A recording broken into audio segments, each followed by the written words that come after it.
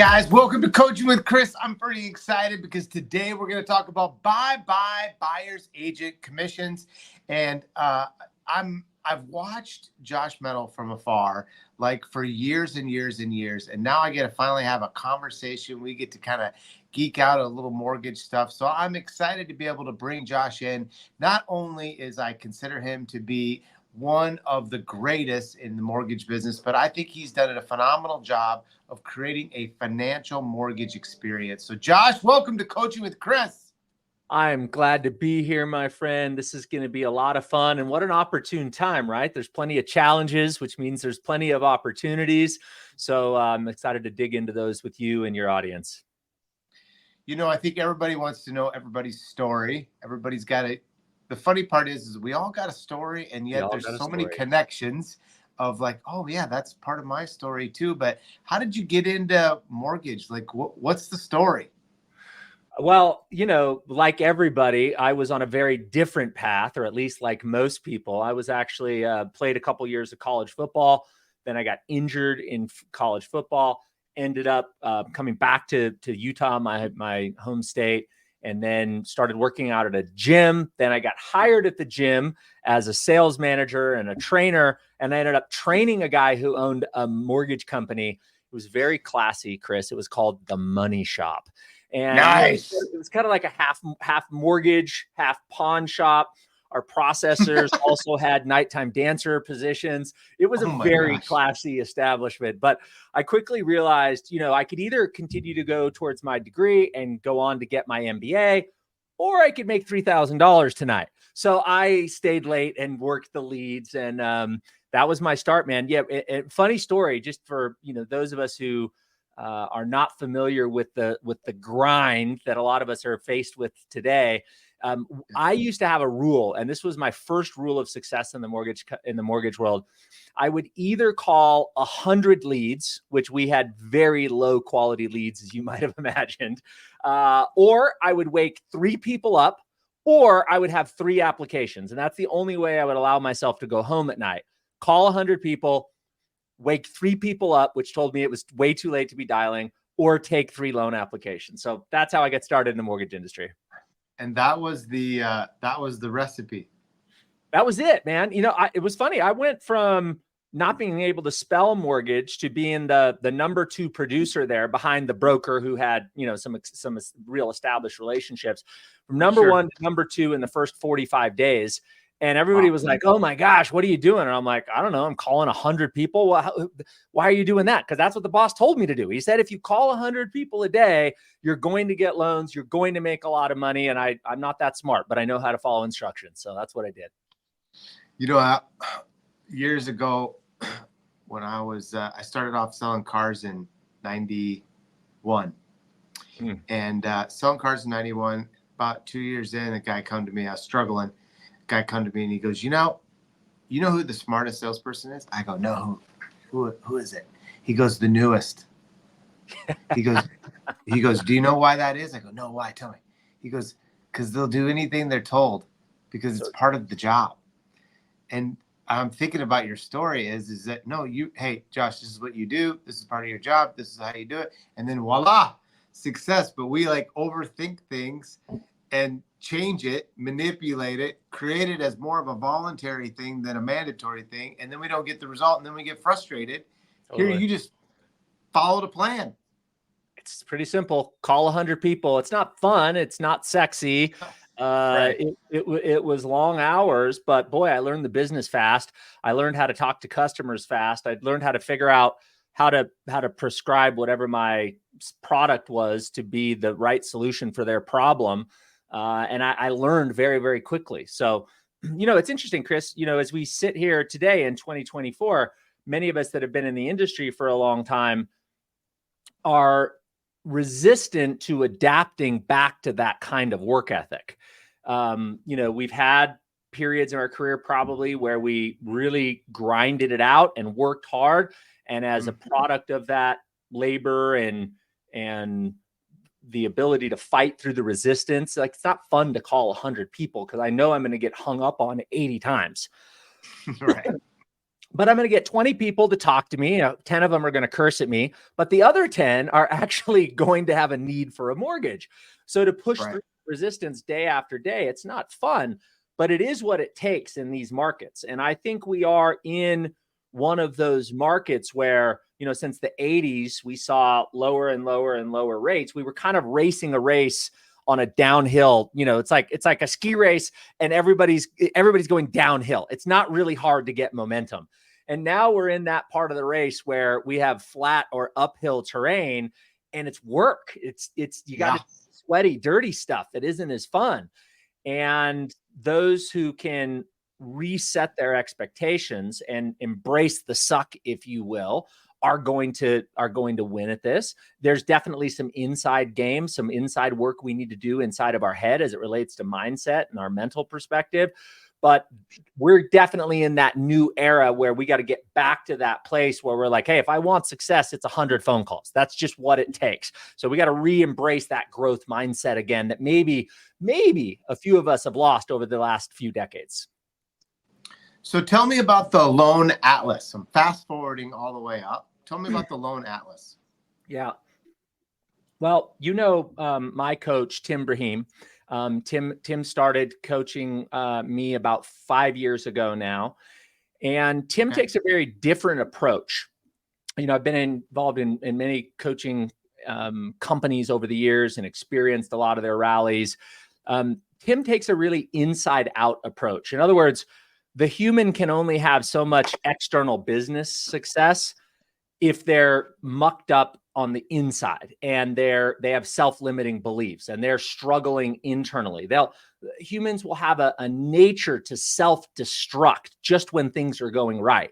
So how do we identify those things that we're stuck on? How do we fix those things? And therefore, how do we unlock the potential for the external business success? I mean, I'm oversimplifying things, but that's kind of an overview of how his coaching methodology is different. So what Tim has done with the Loan Atlas, and those of you that are familiar with Loan Toolbox back in the day, we're going back several, decades. We're going back a few years, by the way. A few years, by the way. Yeah. So if you haven't heard of it, that's okay. You're probably not Gen X. That's okay. No worries. So this is Loan Toolbox for those that are familiar on steroids. It is a learning platform. It is the master's degree for the mortgage industry. And there's 8 disciplines of mortgage origination mastery, starting from foundational knowledge to a system for selling, a process for customer service. And it works its way up, kind of like traversing your way up a mountain, if you will. And at the top of that mountain is legacy and freedom. And essentially, and there's 6 business disciplines and 2 personal disciplines. And essentially what Tim is teaching us is, if you want to master this very challenging game that is mortgage origination, and to build the team around you and to really grow a business as an entrepreneur, these are the levels of the game you have to master in order to get there. And he does it in that same format, Chris, where he helps get you unstuck on the inside first, get over your own personal considerations, beliefs, self-limiting beliefs on why I'm not worthy or why I can't accomplish that or why that person has an advantage over me. Like, let's get rid of that stuff. Let's figure that out about ourselves. And then let's unlock all these levels to grow our business. So it's an e-learning platform. It's a community. It is a group of 18 faculty members that have personal production, over $29 billion in personal production in their careers. And they are coming together to create what is the MBA for the mortgage industry. That's so cool. You're coaching for them? Yeah, I mean, we don't call it coaching because we don't really look at ourselves as a coaching company, which is a little bit of a different slant. We really look at it as a learning platform. And so I would be, instead of coaches, we call ourselves faculty members. And really what our goal is to teach you all the things that we've mastered in our career. So for me, I focus on marketing. I focus on building a perfect week and really maximizing your time to get the most amount out of it and really organizing your day, the rituals that create success. I'm actually staring at a quote here from Jim Rohn. He says, success is nothing more than a few simple disciplines practiced every day. That's one of the things that I have a lot of fun teaching how that can be done inside the mortgage industry. And then I do a lot of my teaching inside of the legacy and freedom vertical, which is the top step or the top level of Loan Atlas. And essentially my goal inside the Loan Atlas is to help 1,000 mortgage professionals to create enough passive income that they can overcome or cover their monthly household expenses, so they're not tied to their mortgage income to survival. I want to free people from that. So we take our mortgage dollars, we convert that into investments that create cash flow, so that if we see 8% interest rates again, or we see a down market, we're not like, living off our home equity lines and 401k accounts. Yeah, and just giving a little shout out to this group. You guys have a really good calculator that just going through not only talking about how many leads do I need to be able to get to my goal, but the average conversion rate that I need to be at that equals to the total amount of loans, to equals to the total amount that I can get my guaranteed, and then to my savings. Like, you concentrate on savings, which is something that is near and dear to my heart. But then I love the way your guys' calculator works out. So I know you can go to the website, you can start to play with that calculator, and then maybe get more involved into getting more information or getting into Tim's group. That's good. Tim's business planning calculator. And it does exactly as you say. It starts out with saying, all right, what's my monthly nut? How much do I need to make before and after taxes to cover that? And then where am I going to get that business from? And then if I'm finding myself in a deficit from that number, or if I want to expand on that number, what are the activities that I need to engage in on a daily basis that leads to that number? So it's an equation. So those of you that are nerds like me and you want to see the numbers and understand how they work and how the levers can propel your success or detract from your success, it's a really, really valuable calculator. And like you said, it's inside the Atlas. I'll actually leave a link at the end of our call so folks can get more information. Cool. So we're talking a little bit about buyer's agent commissions and how we're going to thrive in 2024, basically using this in a sense as an advantage. But, you said something, if we could just go to a gravel road real quick, you said something that it's just been a huge hot topic with mortgage originators across the country, which is designing this week and designing your calendar in a sense to fit this. You're teaching this on an ongoing basis. What do you feel is 2 to 3 tactics that as an originator needs to change today to be able to have a better week? Great question. So I did a presentation with Dave Savage and Todd Bookspan and the Modern Mortgage Summit this year, and I called it the 5 traits of the millionaire mortgage professional. And I'll maybe just rattle those off because I think it's the secret sauce. And I learned these traits. Number one, I came out of the Great Recession on the precipice of financial ruin. I had about 57 single family rental properties that were a couple $1 million upside down, meaning the mortgage balance was more than the net worth.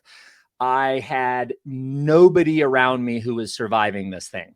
All of my clients in my business up until that point was built through serving real estate investors, and then eventually builders who sold homes to real estate investors. And then for further diversification, realtors who worked with builders who sold homes to real estate investors. Yeah. I thought that was a diversified pillars of my business. It turns out it wasn't all that diversified. And I remember when the music stopped here in Utah, I looked around and I went through my phone, Chris, and honest to God, man, I couldn't find a single builder, a single referral partner, or a single client that wasn't either going through bankruptcy, foreclosure, short sale, or exhibiting suicidal tendencies. I mean, everybody was wiped out. All the loan officers in my office were going through the same type of situation. I had zero model for success. And I ended up hiring Coach Bill Hart and Building Champions on a one-on-one coaching agreement for a year. I stroked a $7,000 check that I did not have. And I just went all in and said, man, I have no lifeline here. And you're my guy. You like, help me through this thing. And over the next year, we created or began to create, and he helped me discover these 5 disciplines of the millionaire mortgage professional. And now looking back on that, going back 14 years, I realized, holy cow, those rituals, those things that I've adopted in my life as daily disciplines have really separated me from the pack in a lot of ways. And I'm watching the mortgage professionals on my team exhibit those and model those, and man, their success is going crazy. So I'll share them with you real quick. I'll just go over them because I think it directly answers your question. So trait number 1 of the millionaire mortgage professional is the moon is our sunrise. And what I mean by that is we wake before the sun rise. If you talk to really successful people who've been successful for a very long period of time, they are capturing that pre-sunrise stillness, that place where they can think, that space where they can actually work on their business instead of just working in their business, where they can be intentional and at cause versus just reacting to a low appraisal or a condo issue or all the things that mortgage professionals have to react to. There is a very precious amount of time each day that we have before the sun rises where we have agency, dominion, and control over everything that we do. Then once the sun comes up, you've got kids and text messages and dings and pings, and we become reactionary. So that's number 1. And I've seen that the people in my team who have started waking up crazy early, like, my alarm still goes off between 3:30 and 4:30 a.m. every day. And I do it because I love it. I'm powerful. I can create. It is a magical time. So that's trait number 1. Trait number 2 is that we stand guard at the door of our mind. And that's actually another quote from Jim Rohn, who, as you can tell, is a mentor of mine. And what that means is, like, if I go back to 2010, I've got these 50 some odd rental properties. They're all upside down. Everybody's obliterated. And I can either focus on everything going to hell in a handbasket in my life, or I can stand guard at the door of my mind, and I can put my attention on what's going right, what opportunities are in front of me. But if I don't learn that that's a skill, like I'm a powerful, creative being. I get to decide if I'm going to look at what's going wrong in my life or what's going right at my life. But if I didn't develop that, and I think it's true today as well, if we don't develop and cultivate that skill and we see the negativity creep in and we just go, we just shut the door. We go, nope, not today. We're not doing that today. We're going to focus on the new business plan. We're going to focus on the new vertical. We're going to focus on the new marketing activity, right? So we have to stand guard at the gate of our mind, at the door of our mind. And then the third one was, we work on our business before we work in our business. I mentioned that before when I said we rise before the sunrise. This is a Michael Gerberism from the E-Myth. And Michael says, have you read that book, Chris? Yeah. So good. I love this quote. So good. And basically what Michael says is the trap that entrepreneurs fall into, and we're all entrepreneurs, by the way, the trap is that we go to work working in our business and we never do the things to systematize, to scale, to grow, to be able to delegate our tasks over to somebody else so that we can continue to have elevation over our business and grow it holistically. And I realized that the myself and the people on my team who wake up early, they stand guard at the door of their mind. They work on their business before they work in their business. Holy crap, everything changes for them. They're no longer just this reactive originator stuck on the hamster wheel, running a program every day, which is chase your tail until you can catch up. It's like you actually step out of the matrix and you go, okay, I can see things clearly. I have space. I can think, I can plan, I can execute. I work on my business before I work in my business. Trait number 4 is we win by noon. Yes. Just, really simply, I realized that, we all have 24 hours in a day. Let's say we sleep for 8 hours. That gives us 16 hours to crush it. What I figured out was the first 8 hours of my day is 10 times as valuable as the second 8 hours, because that first 8 hours, I'm up before the sunrise. I'm doing the things I need to get my mind right, my body right, meditation, exercise, working on my business.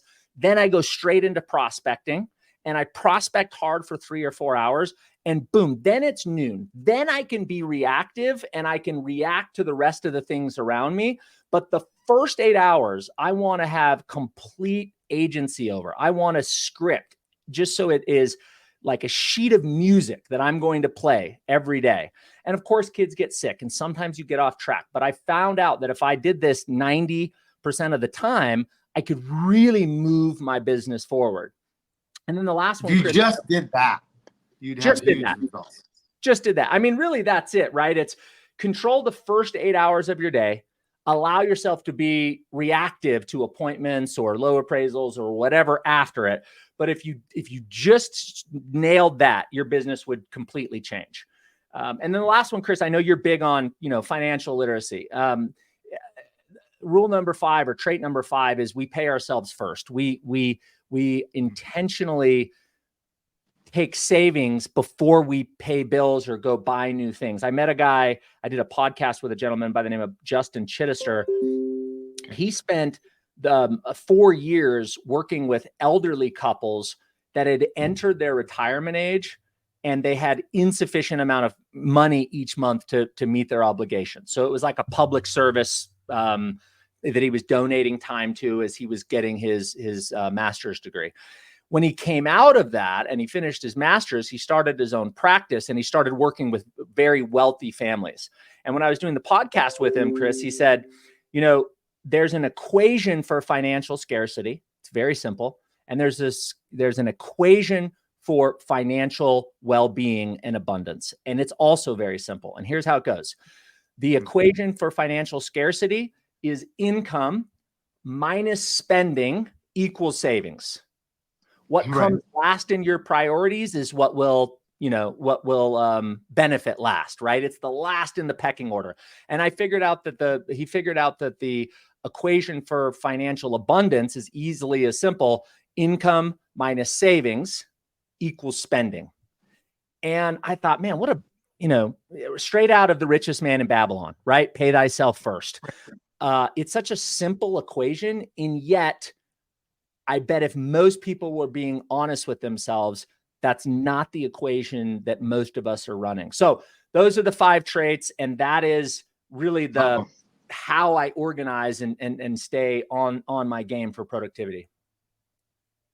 Well, would you say that these 5 traits changed your life since 2010? Bro, I am not like, I have no reason to have, I have no pedigree to have success. I wasn't born into a wealthy family. I was a solid C+ student. I was 265 at my heaviest. I was raised by a single mother in and out of financial scarcity. There's no reason for me to have achieved any level of financial or career success. It is only these traits, in my opinion, that have led me over a long period of time, like, the compound effect. You just do the right thing, as Jim Rohn says, right? Success isn't complicated. It's a few simple disciplines, practice relentlessly every day over a long enough period of time, and you look back and you go, wow, look how far I've come. What a cool story. Thanks, man. Appreciate it. What a cool journey. So fun. Yeah. And now, now this is the kind of stuff that I really enjoy sharing inside the Loan Atlas, because there's some new originator out there that's trying to figure out what's the path. How do I get from here to there? And my goal is to be able to say, like, this is possible, and here's the steps to get there. Yeah. I think that if you're listening and you're a new loan officer, you got to listen to what Josh said in the very beginning. Like, in a very short period of time, he became number 2 because he did the work. And if you're willing to do the work, you don't need, I'm a C student, by the way. You went to college. I did it. I sold cars. That was my college. Good education. It was a great education. But I'm thinking about this. There's a lot. You don't have to say, well, I need to be in the business 5 years before I get to the number 1 in your company. No, you just got to go work smarter, work harder, and it will happen. But what you and Tim are doing and teaching, getting all the inside stuff right so that you can be good on the outside. Like, I don't know anyone else doing that right now in coaching. I mean, that's really however you call it. I feel like, Josh, you got me on the pins and needles to say the word coaching, because I don't want to get a call from Tim saying it's not coaching. I don't know what to call it. But so I'm just like, it's coaching to me, but for you, it might be something else. But like, this is cool. The reason why we say we want to differentiate from coaching is we actually feel like the Loan Atlas curriculum could fit alongside any coaching program, right? The coaching program has this, usually led by one or two coaches that have a viewpoint of how the business is done. It's successful. They can model it. It's replicatable, and they can create accountability to that system. But in order to execute that system, you need to learn these 8 disciplines, personal and business, in order to unlock that success. So we don't want to, we don't want to position it as a coaching company, because it's really an educational roadmap. And you can put a coaching program on top of a roadmap, and they work beautifully together. So we're intentionally trying to not create any type of competition, because we don't look at it that way. Right. Ah, what a great way to look at that. Thriving in 2024, buyer's agent commissions. You've got some tips and tricks for us that we could go implement right away that could change our business, make a difference in our business. And I'm excited I'm kind of excited to see where you're headed with this and how you're working it and how you're presenting it to the agents out there for growth in your mortgage company. Cool. Well, I'm happy to share it. Okay. So 2 things before we kick in, and then I'm going to, in fact, I'm actually going to hit the present and share screen now. And then I think Aaron will just hold for just a second before we actually share that, but I'll get it teed up. Can you see my screen already? I cannot. Maybe Aaron could. Okay, but cool. Can't. Right on. Then he's holding it until he's sharing with everybody else, which is perfect. Vidyard's just a little different than Zoom or Teams. So 2 things I want to share. Number 1, I have a little bit of an advantage where my one of my best friends in the world also owns a boutique real estate brokerage. He's run the Utah Berkshire Hathaway franchise. He's run the Sotheby's franchise. So he's run several big brands locally. He now runs his own boutique, and we're really good friends. Like, you can say anything to each other, and it doesn't, you don't have to worry about offending each other. So about a year ago, I started joking around with him, and I'm like, Jake, do you know how screwed you are? And he's like, well, what do you mean? And I'm like, there's not going to be any more buyer agent commissions anymore. He's like, well, what are you talking about? And then we started jostling back and forth, and he started researching it, and I started researching it. And of course, neither of us thought that really buyer's agent commissions are going to go away. But we started to have these really interesting conversations like, okay, what's the best case scenario and what's the worst case scenario? And likeliness is it ends up somewhere in between. But how could we prepare our teams for the worst case scenario? And so that gave me about a 12-month head start to play with tools and the idea of how do I really start to look at different lead pillars other than referrals from buyers agents. And I don't know if you know this, Chris. I learned this in doing some research. The average licensee, real estate licensee, closed 1.43 transactions in 2023. Not 1.43. The average? The average, 1.43, which means the average realtor made minimum wage, pretty much, right? Unless they sold that realtor sold a $5 million home, which is unlikely. So if we believe that this thing is going to reduce commissions to some extent, if we believe that it's going to make it harder for buyers agents, because remember, up until this point, the seller paid the listing broker via cooperative compensation split it with the buyer's broker, and the fee for that buyer's broker didn't show up on the buyer's settlement statement. It showed up on the seller's settlement statement. Now there's a capital flow change. What I mean by that is the seller sells, they pay the listing broker, and then they decide if they're going to do a concession that is going to pay, that is going to go to the buyer. And then the buyer obviously is going to use that to either pay buyer agency fees or to cover closing costs. But it adds a different wrinkle where the buyer now has knowledge, and it's their concession. They have knowledge of what the buyer agency fee is, but it's their concession. And it's likely that when the money starts moving in different directions, that the behaviors of the buyer starts to change over time. So I started to think to myself, okay, how could this play out? Could buyers decide they wanted that concession to go towards their closing costs, or to buy out mortgage insurance, or to do a temporary buy down, and they wanted to forego buyer representation? Could this possibly work out where buyers hired an agent that would do a la carte, like, Chris, hey, if you want me to write up your purchase contract, it's $4.99. If you want me to negotiate your contract, it's another $4.99, so on and so forth. Could this play out where attorneys and title companies and perhaps even realtors hired a bunch of paralegals, and the paralegals at an hourly rate did a lot of this stuff? And so I just started to think, there's a lot of different ways this thing can go. I don't know for sure, but I believe it's going to result in less dollars going through the real estate system, not more. I believe that's going to result in less buyer's agents, not more, because the average agent only did 1.43 transactions last year. And so how do we prepare for this? Right. So let's go ahead and share my screen really quickly if we could. I'll kind of set this up. We'll roll through a few slides, and then we can go through like some Q&A. Oh, the other second thing I wanted to say real quickly, Chris, is I created an implementation guide, which is basically the entire thinking and process that I've been teaching my team over the last 12 months. And I'm going to give it to everybody as a download at the end of this. So if we just kind of hit this high level and you're like, hey, great ideas, Josh, I have no idea how to implement any of this. You'll get it's literally like a 17-page checklist with scripts, everything you would possibly need to implement this in your business if you want to do so. Can you see my screen? Yep. Okay, cool. Perfect. Right on.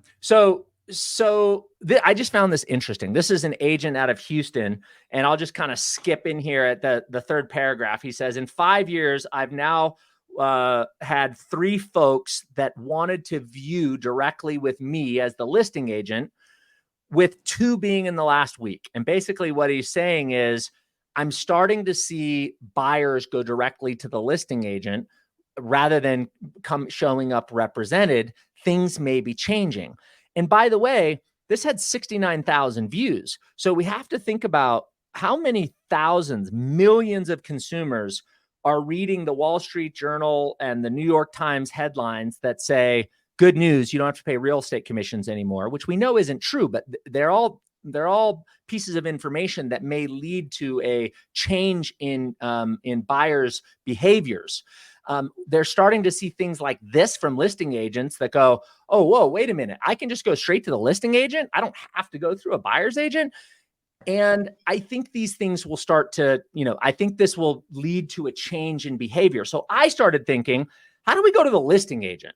Like, how do I get straight to the listing agent, get their attention, and earn their business? Let me quickly just, I'm going to just kind of move forward her a little bit. So I just applied the Donald Miller process. Mm-hmm. Donald Miller, phenomenal marketer. He's a phenomenal business thinker, and he wrote a great book called Marketing Made Simple. He's written several books. But Donald says, listen, if you want to capture somebody's attention, doesn't matter who it is. If you want to capture their attention and you want to gain influence over them, follow this 4-step process. Number 1, identify their problems. So leave your perspective and enter their perspective and think about what's going on in their life. Number 2, show empathy to them that they're experiencing this pain. Number 3, demonstrate authority. How can you help them? What is it? What tools, resources, experience, expertise do you have to help that person? See, what most people do is we jump right to step 3. Here's all the Yeah. things that I do. I know I have. And the person on the other side is going, cool. I got to get Xander to basketball practice, bro. Like I got a life over here. But if you start talking about their problems and you go, oh, that's my problem. Oh, yes, it's making me feel like crap, just as you're saying, as you're showing empathy. Oh, you have a solution for my problem? Now you deserve the space in my brain and the attention once you've shown me that you're going to solve my problem with your authority. And then number 4, create a specific call to action. So I just said, okay, well, if I want to become more valuable to listing agents, I'm just going to apply this 4-step process to gain attention and influence over listing agents. So I said, all right, let me just jot down a couple of the problems that I think listing agents might be facing. Number 1, it's the least affordable housing market since 1984.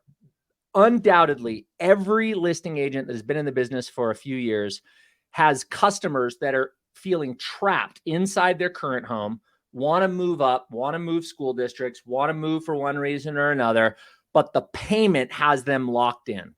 That's a problem that is limiting the number of listings that every listing agent is having. How could I help them solve that problem? Number 2, 83% of potential home buyers believe this is not a good time to buy, according to Fannie Mae. And the same could be said if somebody has a home to sell, then they're going to turn into a buyer, right? So we could help them. We could help them dispute that belief. Number 3, many first-time buyers don't believe it's a better or buyers believe it's a better financial decision to rent than it is to buy. I don't know if you saw the New York Times just came out with a rent versus buy analysis tool, but it is definitely skewed towards making the point that it's better to rent than to buy. And like most mainstream media, they give about 1/3 of the information. They skip the rest of the stuff that is really important to make a good decision. So we can help people dispute that belief. And then number 4, they don't have the time, systems, or knowledge to aggregate, sort through, and qualify mass buyer inquiries. So if buyers are going to, and I'm not saying 100% of buyers, but even if 10% of buyers are going to decide that now the concession comes to me as the buyer, and I get to decide what I'm going to do with that concession, I'm going to buy down my interest rate, I'm going to buy out my mortgage insurance, I'm going to cover my closing costs, or I'm going to pay 3% to an agent. Hey, I'm self-employed. I understand how contracts work. I have bought 2 houses before. I think I can do this on my own. I think there is a percentage of the market that is going to start going to listing agents, and listing agents don't know how to aggregate buyer leads and to figure out which ones they should be working and which ones they can't. So that's an opportunity for us.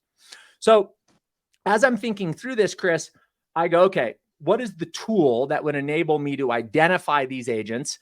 And then how can I get some insight on their listings so that I can bring value and try to solve some of these problems? Before I move on, do you have any comments, anything else you want to add here? Well, I'm just thinking like, you're really making me really think about a few things, but I do believe that this is going to become a huge negotiating item. I do too. I don't know that it's going to be August 1st or the immediately the day that this thing rolls out, but this is going to be in the media. If you're on X, if you're on Reddit, if you're in any of those kind of like social chat groups, buyers are saying, look, a buyer representation is not worth $18,000. The median home price in Salt Lake City is about $600K. And people have just kind of had it. Now, is there a value associated with that? For sure. Does the person in a W-2 job that works at a call center, do they need full representation? Probably so, especially if it's their first home. But if it's someone who's self-employed, has done 4 or 5 processes, maybe an attorney, or has some legal background or financial wherewithal, or is comfortable with negotiation, do they want to pay $18,000 to move down the street? I don't know. I think there's a decent chance that there's a disruption in that lead flow, and I just want to be prepared if that comes to be true. Now, if I found you a listing, I'm a realtor. I'm a buyer's agent. I'm a specialist. I found you a listing that you couldn't have found it. You never knew it was on the market. And I'm giving you exclusive opportunity to be able to view the property and buy. I'm probably paying. For sure. 100%. And that goes back to, I think, I think there's 3 real opportunities this year. Number 1, get our minds, our schedules, and our daily routines tight, because this is an uphill battle. This thing is not over. We're not going back to 4% mortgage rates anytime soon. Like, get mentally, physically tough and create a rituals and routines for success. That's opportunity number 1. Opportunity number 2, how do we help our buyer's agents amplify their value proposition? Because they now have to say that, up until this point, since the 90s, when the cooperative compensation rule came about, it was really simple. Hey, Chris, sign this piece of paper that says I'm going to be your representative and you should use me because I'm free. When the price is 0, my value doesn't have to be very high. Now I can't say that, right? Now I got to say, hey, it's going to be an $18,000 or 3% fee, and we are going to try to get the seller to pay, but there's no guarantees. And if the seller will only pay 1% in concession, you're responsible for the delta, and you're going to pay me that 2%. Now, all of a sudden, that value proposition has to be north of $18,000 in value. So how do we as mortgage professionals help our buyer's agents amplify that value proposition? And then opportunity number 3 is, if some portion of the buyer pool is going to elect to self-represent, or maybe just pay a paralegal or somebody to write up the contract, and they're going to do the rest of the transaction, then a portion of those leads are going to go to listing agents. And then how do we monetize that change in buyer behavior? So those are the 3 opportunities that I'm like really harping on and teaching our team this year. Yeah, I'm sitting here thinking, my question when I call a buyer's agent, which would totally start to add value, which is, Josh, what are you doing today to build and to increase your value to all of the buyers that you're working with today, knowing that they're hearing about through the media all of these rule changes? Great script. And then shut up. The best communication I saw from a buyer's agent came from a very well-known and respected female realtor in our community, who wrote a very non-biased, straightforward email to all of her clientele. And I'm on her distribution list. And she said, you're probably hearing a lot about buyer agent commissions. Let me shoot it to you straight. And then she just went through. It wasn't a sales letter. She wasn't pitching her services. She just said, here's the rule changes. Here's how this will change things or not change things. And here's what we do to earn our compensation in every transaction. And it was really impressive, but she's not skirting the conversation. She's like, right bullseye. Let's have the conversation. I'm open to it. She's hitting it like a buffalo. She's hitting it like a buffalo. She's running into the storm versus away. It's exactly right. Yep. All right, let me jump into, I'm going to re-share my screen again. If you can help me, Aaron, just a sec. And I'll run into I want to give people a little bit of meat here. Okay. Like so the tool that we use is list reports. You don't have to use this tool. It's just what we use. You can take this same strategy and use a different software. Inside of list reports, there's this tool called Agent Intel. And the thing I like about Agent Intel is I can put different areas in. I can look for agent listings in the area. So when I put this together, there were 461 listings in Salt Lake City, Utah. Median days on market was 64 days, which tells me every listing that's been listed greater than 64 days, there's probably a reason why that home isn't selling, and an opportunity for me to help that listing agent, because that listing agent is worried that they're going to get fired at the end of the 90 or 120 days if they don't get that home sold. You can also search by the agent's name, the company, or the listing address. And then I just search by the oldest homes on the market. So if you don't have list reports, just go to whatever data aggregator you're using, Zillow or Redfin, whatever, realtor.com and look for homes that have been listed for long periods of time. So here's what I found in my local market. I'm finding homes that are at or below the median price. So they're not overpriced. And this home been on the market for 136 days. It's a beautiful home in a beautiful area. This one's been on 136 days. So I've just identified a problem for a listing agent. That's step number one in Donald Miller's influence and authority equation. Great. Now I found a problem. Okay. Now I can search through in list reports and I can kind of go agent by agent. And I see Susan Boyer, for example. She's got 6 active listings. She has 28 buy-side transactions in the last 28 months. Now I can approach Susan and start to solve some of her problems and see if I can get her attention and authority. So let me just kind of jump forward a little bit. This was one of the listings that Susan had. Look at this. There's an open house this weekend. This property had been on the market for about 120 days at the time. And I'm trying to figure out, why has this thing not sold? I mean, the house is, it's a little dated, but it's beautiful. It backs up to the mountains. It's in great repair. And I think to myself, this has got to be payment. Like, it just has to be payment. So we go inside of MBS Highway. You use a seller contribution tool. And I say, hey, Susan, are you aware that the payment on this house is $3,654 a month? You're going to need about $100K household income to qualify for that property. What's your seller's payment on this house right now? Oh, like $1,200. Do they know that a buyer's payment's going to be $3,600? And now that it's been listed for 120 days, are you considering a price reduction? Because let me show you a couple strategies here. If you do a price break of 4% or about 20 grand, you save $122 a month. Big whoopee. But if you do a 3-2-1 buy down with that 20 grand, we drop the payment by $847. And look, that's what DR Horton's doing. They sold 83,000 homes in 2023. They stopped selling the amenities and the features. They started selling the payment and the below market interest rate. And the narrative was, hey, why buy an existing home if you can buy a brand new home for a cheaper payment? So what if we took a play out of their playbook and we rewrote your listing description? And now your listing description says, save as much as $847 per month on your mortgage payment. With a full price offer, seller will pay $20,000 towards temporary mortgage rate buy down, rates as low as 3.875 for well-qualified buyers. So, I'll quit sharing. Simple. Here.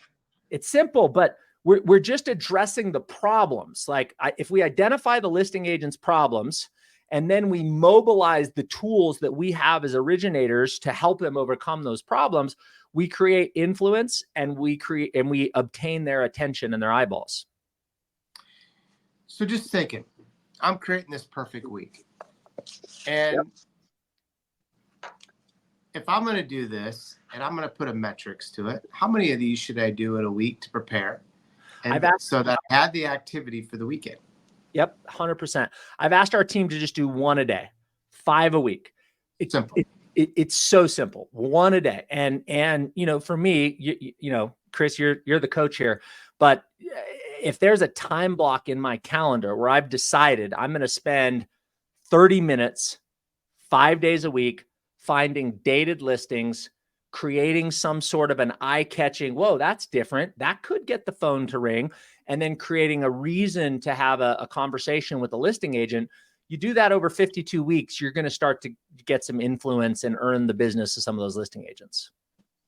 That's just one of the strategies, by the way. There's 4 other kind of strategies inside of that that download, which I'll give you. I'll drop the download in the chat right now so you guys can share it.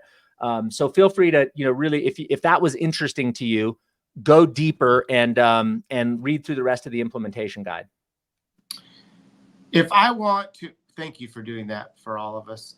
If I want to get more information on the Loan Atlas, being able to get connected in to say, maybe this might be a fit for me, where do I go? How do I do this?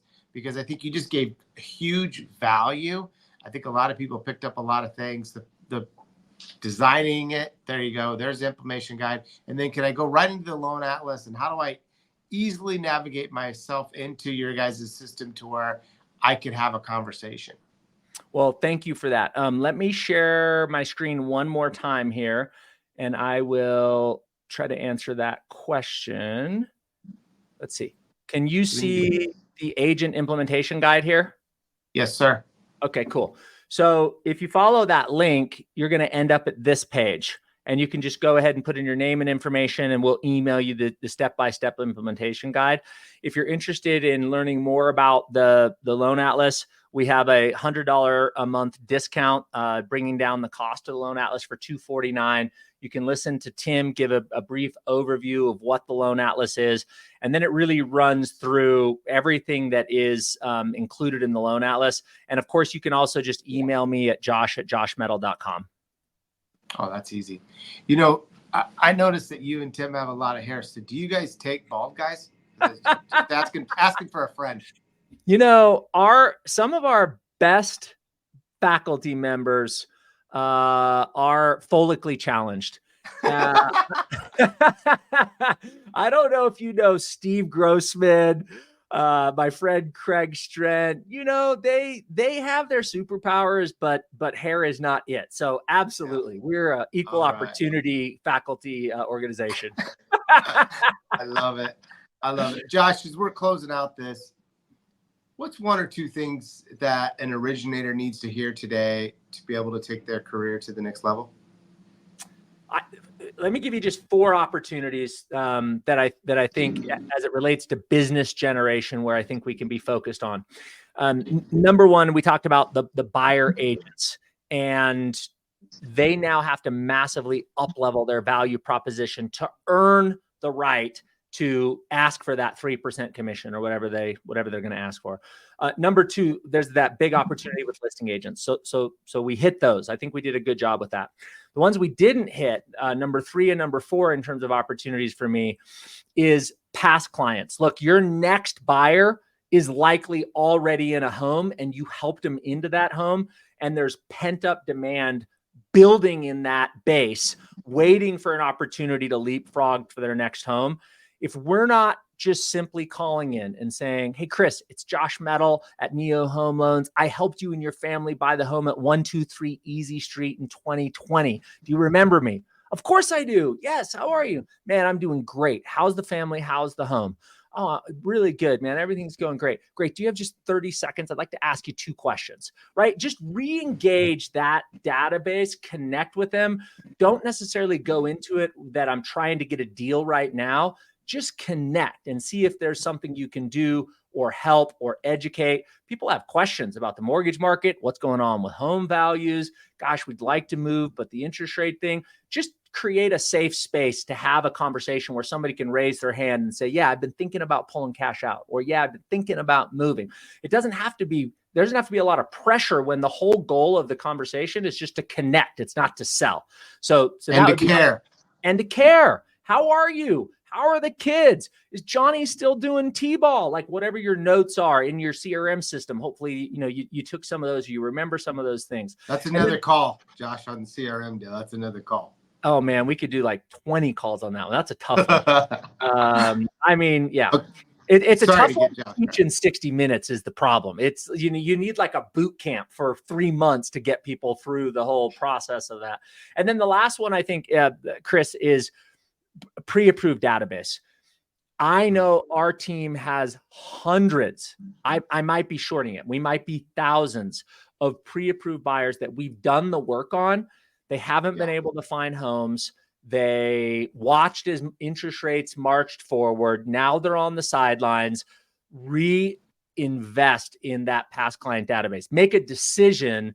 I'm going to get all those loans, not 60%, not 70%. I'm going to get 100% of those loans. And I don't know when they're going to buy, but somewhere between now and end of 2025, rates are likely to come down. I'm likely to get that business, but I've got to reinvest in that. So those are the 4 places: buyers agents, listing agents, past clients, and our pre-approved pipeline from, going back 18 months.